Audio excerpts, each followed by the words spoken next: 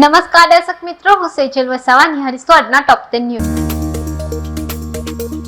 ગુજરાતમાં વહેલી સવારથી વરસાદી માહોલ જામ્યો. 55 તાલુકામાં મેઘરાજાએ ધમાકેદાર હાજરી પુરાવી.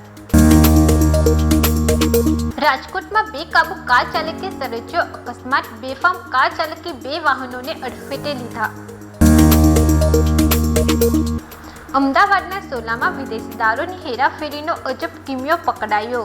ગીઝર અને ઇન્વર્ટરની અંદર છુપાવીને લઈ જવાતો ₹1.33 લાખનો દારૂ જપ્ત. એક ઝડપાયો.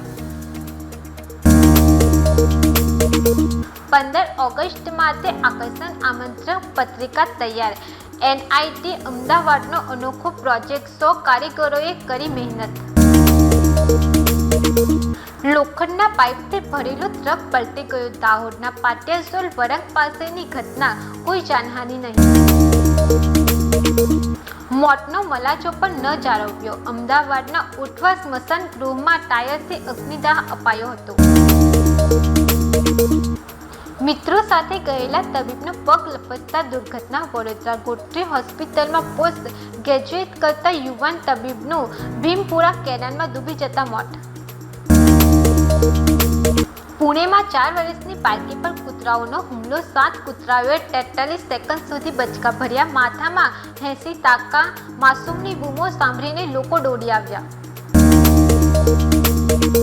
કોલંબિયામાં 7.4 તીવ્રતાનો ભૂકંપ. 69ના મોત. ઘણા લોકો કાટમાં નીચે દટાયા.